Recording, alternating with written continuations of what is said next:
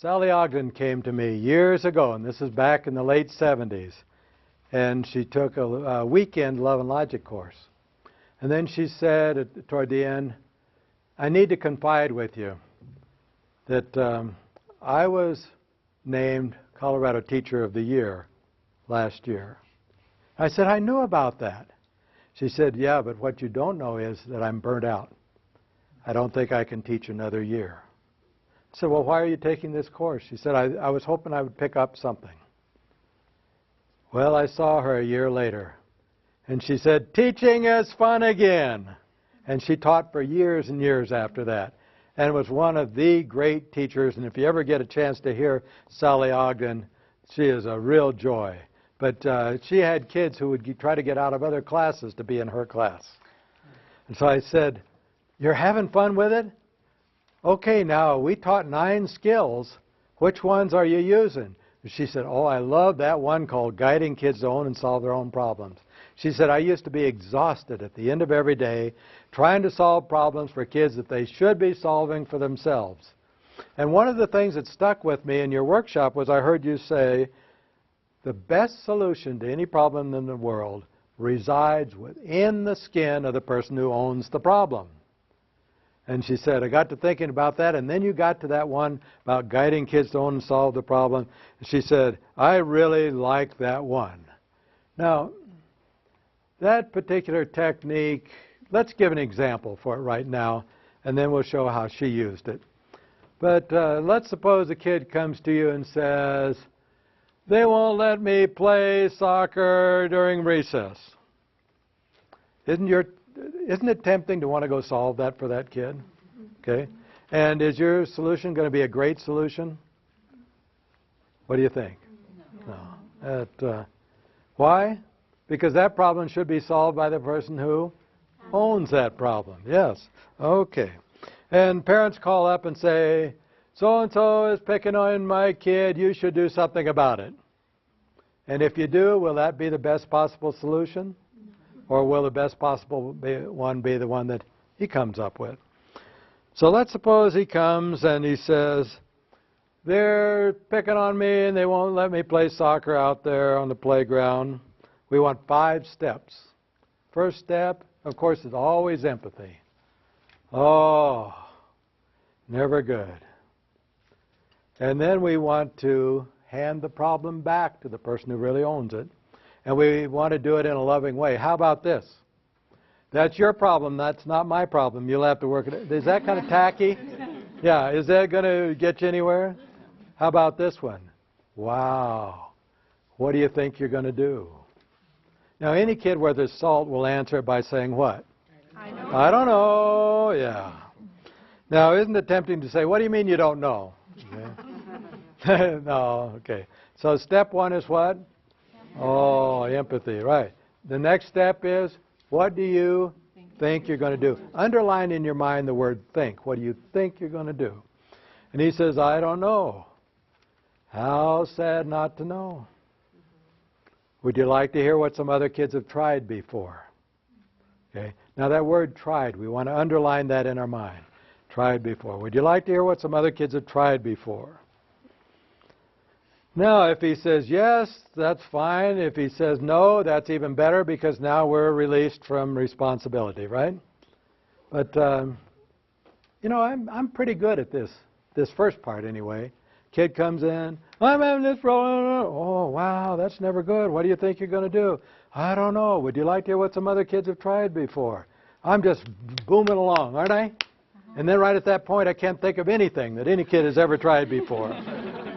And I feel guilty because my job is to solve problems. Is it? No. Or is it my job to help other people solve their own? Yeah. So would it be okay if I said, right now I can't think of any? Give me a little time. I'll get back with a menu. And then can I go get my friends to help me figure out what to do? Could I get my friends to help me figure out several good things and several bad things that kids have tried? Okay. Now I'm all ready to go back to this little guy. I say, well, you said you'd like to hear what some other kids have tried before. And what am I thinking to myself? is he going to reject the first thing I come up with?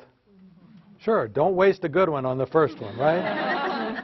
So you want to have one that he'll reject right away. Well, let's see, some kids, and we always want to emphasize that, some kids just go out on the playground and they bust that kid a good one right on the mouth and say, I'm playing anyway. And then we go to step 4, which is, how would that work out for you? How would that work out for you?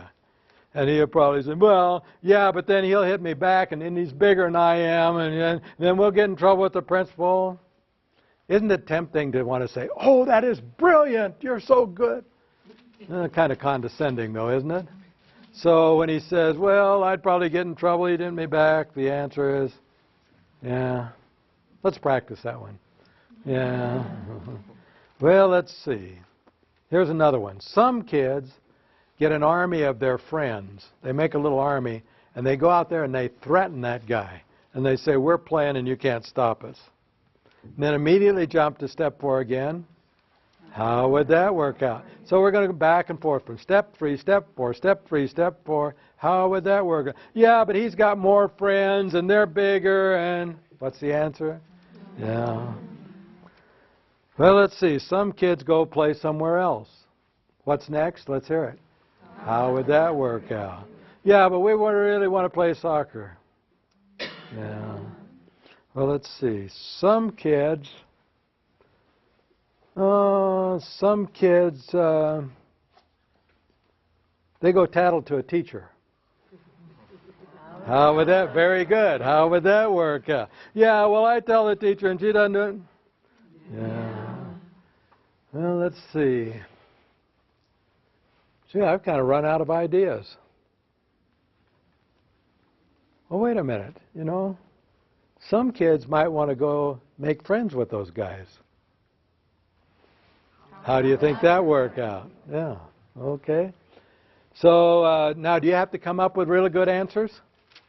Is it our job to come up with the right answer? Or is our job to stimulate their thinking so that they can come up with an answer? Okay, now the hardest step of all for loving people like us in this audience. Step 5. Good luck. I hope it works out for you. Okay? Now, what am I secretly praying? I've gone to prayer at this moment. Please, Lord, just think. If he were to pick one of those really bad ideas, think how wise he would be after that. See, we can't lose on that. They're either going to pick a good idea and feel great about themselves because they came up with it, or they're going to pick a bad one and have a wonderful, what we call significant learning opportunity. So this is what Sally was learning about that weekend. And she came back and she said, oh, I've been experimenting with that. She said, I teach 8th grade French class. And she said, every Thursday we have Room Objects Day. And the idea is the kids get a partner, and they go around the room, and they take turns pointing out room objects and asking what it is in French. Qu'est-ce que c'est? And then the other person have to answer in French. It's a table, it's a chair, it's a floor, or whatever. And then they just keep alternating. So she said, I did that the other day. And I said, guys, go to work. You know the drill. Here comes this nerdy little 8th grader. Mrs. Ogden, I don't got a partner. She said, now in the past, what she would have done was take him by the arm and say, here, go work with them. And he'd say, what? I don't want to work with them. Well, work with them. I don't want to do that. And she said, he would keep me busy. Just keep me busy. So instead, I decided I would experiment with those 5 steps. And she said, bummer. What do you think you're going to do? I don't know. Would you like to hear what some other kids have tried before? Guess so. She said, well, let's see. Some kids just go sit down and they just don't do anything. How would that work out? And she said, what came next was the turning point in my entire career. Because you know what that kid said to me? How am I supposed to learn anything? She said, up until now, my mindset has been kids don't want to learn, and you have to force them into it or scare them into it or threaten them into it, but kids don't want to learn. And here's this kid saying, I want to learn. She said, I was so baffled I couldn't think of anything. And he's going, what else, what else, what else? She said, oh, I don't know, let's see. Some kids, they would go get a twosome and make it into a threesome. How would that work out? And he said, we wouldn't get as many repetitions and we wouldn't learn as much. She said, I couldn't believe what I was hearing. He said, but what else, what else? She says, I don't know, I'm running out of ideas, but I guess some kids might do it themselves. They would ask the question, they would answer the question. But I run out of ideas, good luck. She said, 5 minutes later, I saw him wandering around the room. Qu'est-ce que c'est? C'est une lumière. Qu'est-ce que c'est? C'est une table. He's doing it himself. She said, if I'd have told him to do that, he would have said, no way, I ain't doing that, that's stupid, right? She said, my whole way of thinking was changing on that day. Well, Thursday rolled around for the next week, and it was now Room Objects Day again. And she said, go to work, guys, you know the drill. Same kid, here he comes. She said, guess what, Mrs. Ogden? She said, you don't have to tell me, you don't have a partner. She said, no, I don't have a partner. Bummer, what do you think you're going to do? I don't know what I'm going to do. But I know what I'm not going to do. Twice as much work last time. Does that sound like your typical 8th grade kid who knows that somebody else got by with less work than he did? So she proclaimed right on the spot that this technique was designed for middle school age kids. Yeah. Well, it wasn't long before she was transferred to the high school. Now she's working at the high school. And a girl came up to her, and she's got a report card. Mrs. Ogden, look at this lousy report card. My parents are going to freak over this whole thing. They're going to take my phone away. They're going to take my learner's permit away. I can't take this home. What am I going to do? And what did she say? Bummer. What do you think you're going to do? Now, does that have to be sincere? That, yeah. We'll just put this on the shelf for a minute. It reminded me of a school out in Aurora where John desperately wanted to become a love and logic teacher. He really worked hard and studied hard, but it was always blowing up in his face. Because his sound of empathy went like this. So sad for you, so sad for you, so sad for you, so sad for you. One day he made this great discovery. He ran into the principal's office, and he's going, Judy, Judy, I just discovered something. She said, what? He said, do you know that empathetic statement we're supposed to make? He said, that has to be sincere, doesn't it? And from that moment, he became the most beautiful teacher that you've ever seen. I've marveled in his classroom. That one thing, when he found out you can't fake sincerity. So when she said to this kid, what are you going to do about that report card? Was it sincere? And the kid said, I don't know. Would you like to hear what some other kids have? Tried. I guess so. Well, let's see. Some kids, they go home and they say to their parents, we don't get report cards anymore. It's a new policy over at the school. How would that work? Oh, my parents are too smart for that. They'll never fall for that. What else? He said, well, let's see.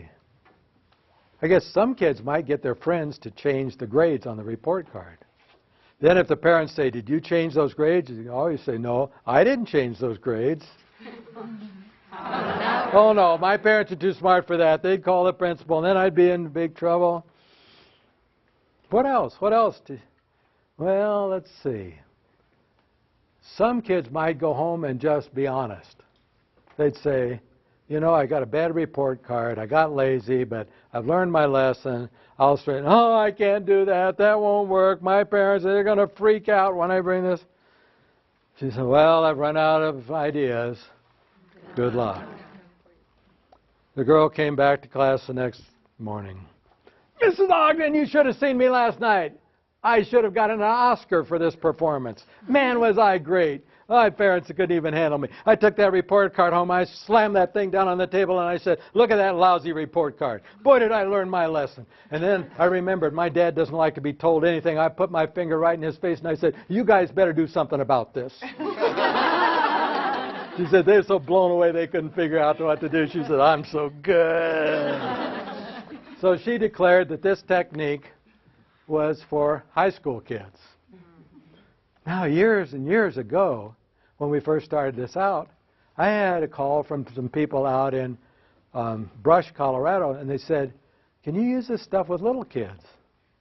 I said, well, I don't know. You know, I'm new at this whole thing, but my guess is you wouldn't give them as many choices or whatever, but the best bet is run an experiment. I always believe that it's best to treat somebody like they're capable until they prove that they're not. Treat people like they're sane until they prove that they're crazy, right? That kind of thing. Well, I get a call back. And she's saying, oh, we're out on the playground with these preschool kids. And this one little kid comes up and he's bawling his eyes, you know how they are. They're looking this way, they're talking that way. You're over here, you can't hear a thing they're saying. You know the drill. And what's the problem? Those girls are mean. Those girls say that skinny kids can't play in the sandbox. Now, how do you answer that, for crying out loud? They're dumbfounded. They're just standing there trying to figure it out. And this little girl came up, about 4 years old. You know who she is because she's in every classroom in America. A little know-it-all. And she comes up and she says, well, and she threw her shoulders back. You have some decisions to make.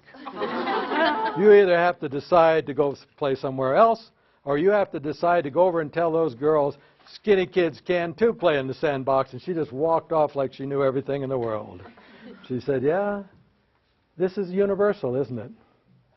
And if you go to your local school counselor and you say, the kids are driving me in my crazy in my classroom, would you rather that counselor says, do this? Or would you rather that counselor says, would you like to hear what some other teachers have tried before? Which one is going to give you the most dignity? There you go. Guiding kids to own and solve their own problems.